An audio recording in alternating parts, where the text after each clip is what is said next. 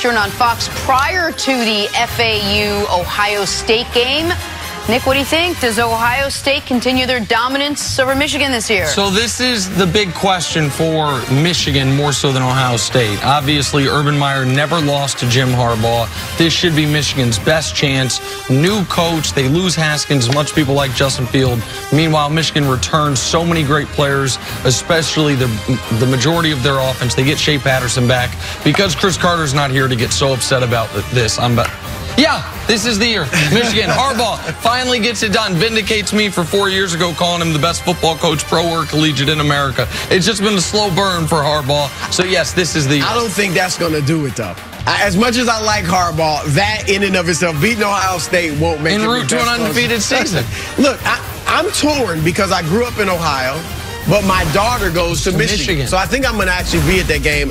Yeah, I'll go with Michigan. Yeah, man, your money's going to Michigan, right, man. You're a Michigan fan by default. All right, stories to start your morning this morning. Brooklyn Nets superstars Kevin Durant and Kyrie Irving are reportedly pushing for the team to sign free agent Carmelo Anthony. Nick, is this a good fit for Melo, or is this a good friendship fit for Melo? Listen, in theory, it could be a good fit. They need forwards. Durant's injured, obviously, and Wilson Chandler just got suspended for over a quarter of the season due to alleged performance-enhancing drugs. I want Melo to have one final lap around the league, and if he would accept a different role, I think he could. But I also think, we were talking about this off the air, Chris, LeBron has spoiled us in this regard. Dude's in year 17. Right. He's supposed to be about cooked by now. Right. Bosh been out for a few years. D-Wade had his final lap around the league. Melo was playing at a higher level than D-Wade in their last great seasons, but D-Wade adjusted. Melo has not been able to. Yeah, I don't like the fit as much as I like Melo. And look, Melo's better than Joe Harris. You know, probably could score more than Spencer Dinwiddie, maybe Karis LeVert. He's looking at those guys, though, and saying, you know what? I'm the second best guy on this team. If I go to Brooklyn, I'm dropping 18 to 20 a night, and that's not what they need. Right. They need to get all those role players ready to play around Kyrie and Durant when he gets back. So I don't like the fit. All right, let's get back to some college football. Number one, Clemson mollywopped Georgia Tech last night, 52-14. Heisman hopeful Trevor Lawrence finished 13 of 23. Just 168 yards, 1 touchdown. He had 2 interceptions. Not good. Running back Travis Etienne finished with 205 yards, 3 touchdowns on 12 carries. That is pretty good. Nick, what did you take away from this game? Well, listen, Clemson's going to be monstrous once again. Clemson is their Heisman Trophy hopeful. Trevor Lawrence played what you would hope is his worst game of the season, and they crush a Power 5 team in Georgia Tech. That's one side of the coin. The other side of the coin is, man, it is way too early for Heisman list. The majority of college football hasn't even started yet, but for Tua Tagovailoa, who probably felt like he was going to win the Heisman last year and then had it snatched from him, this is a really interesting development where Trevor Lawrence, old sunshine, has this bad of a game on a national stage early. It'll probably be, like I said, his worst game all year, but it hurts him in the Heisman race, even though it's not even September yet and I'm talking Heisman race. But you know what? That performance could be enough to keep him from winning it. Yep. Because he's going to put up huge numbers in these other games, blowout wins, and so is Tua most likely.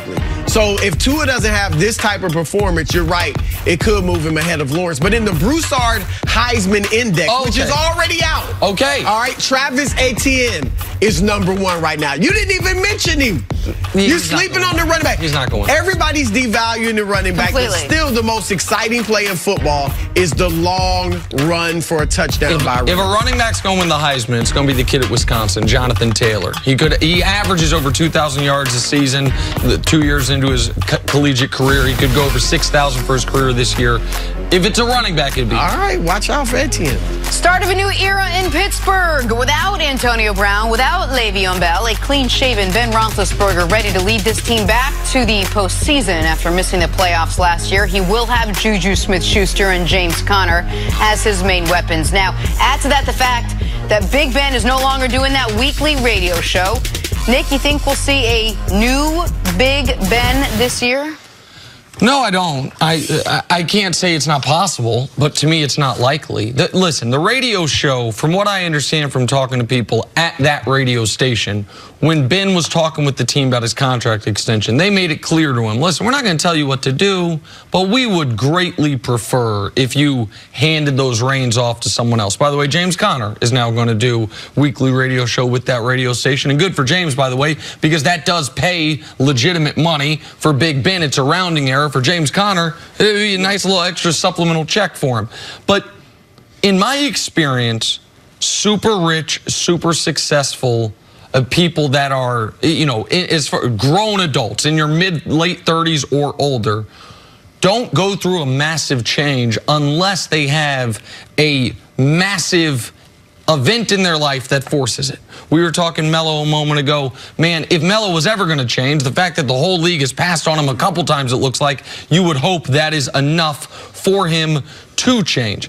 Big Ben didn't go through no massive change. He won.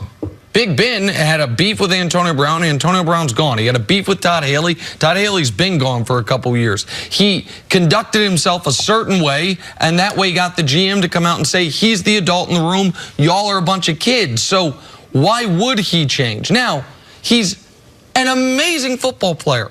I think if people argue who's the best of his draft class, Eli, Rivers, Ben, to me, that is not an argument. To me, it is very obviously Big Ben is the best of those three quarterbacks, even though they all three will probably end up in the Hall of Fame. Ben has been the best throughout his career. He is a warrior. He plays through injury. He is a big game player. All those things are true. But he's also a bit of a diva. We don't use that with quarterbacks. We don't use that with guys that look like Ben that often. He's a bit of a diva. He's a bit of a me guy. And I don't think that's going to change now that he has been even further empowered by the Pittsburgh Steelers. I agree with you on what you said about Ben's diva tendencies. All right, he's gotten a pass. AB's been blamed, L. Bell's been blamed, and Ben has gotten a pass. So I'm with you. I hated what the GM said about him. He's the adult with 52 kids, all of that. However, and I'm not saying he's born again or anything like that, all right? But I do think that you can mature. You may not have a total 180, but you can mature. And I think, just from the outside looking in, Antonio Brown, the way he responded to Ben's criticism last year, the fact that he was like, I want nothing to do with you. I'm not coming back to play with you under any circumstances. I think that rocked Ben a little bit. Okay. He had gotten so used to being able to criticize everybody, being able to say whatever he wanted. Obviously, the GM let him do it. Mike Tomlin's let him get away with things. And when AB finally didn't let him get away with it, so to speak, I think it stunned him a little, and I think that's what led to the apology. I shouldn't have said that, even though it was a little backhanded because he talked about James Washington taking it productively. But also this, and you may be right about the radio station and the Steelers wanting him off that show. However, don't you agree that Ben had enough juice? Oh, he could have said, no, I'm still doing it. You're right. And so just stepping away from that, because that's a big ego boost. It's extra money. I'm sure he had fun doing it. I think these few things show that we might see a more mature Ben, one who is more with the rest of the organization. Let's get rid of the drama and let's just be about football. And here's the thing too, Nick, he hasn't won in a while. And his early Super Bowls, people, he wasn't necessarily driving force behind those Super Bowls. So the first one, certainly. The first one, right. And so I think that could be extra motivation for him as well. But this is like what we talk about with anything else. Like, let's wait till maybe they lose a couple games, till James Conner doesn't have a big game, till Juju runs the wrong route, till there's an opportunity for him to stand there, in that media scrum at the end of the game and take it himself, as opposed to dishing it out or placing the blame somewhere else on a coach or a player like he usually does. Like, don't you want to see that happen first before we anoint this considered a change? Well, this is... I know a lot of people say less with the Steelers this year, less will be more. No AB, they will be better because he was such a toxic distraction. And now that we've seen how crazy he's acted since he left the Steelers, I feel like a lot of people are like, man, how did they do it?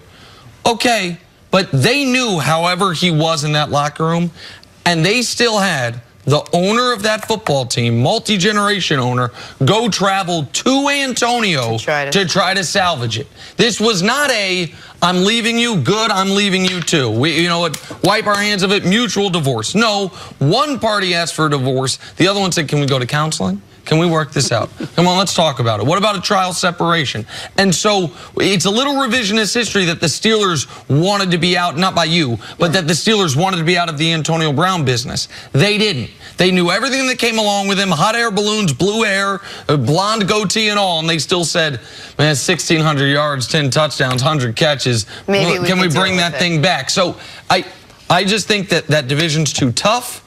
And I think that there's too much other talent for the Steelers to overcome that type of loss. All right, let's take a break. Coming up, who's coming for Patrick Mahomes' MVP throne? That's next on First Things First. Nobody. Oh, there we go.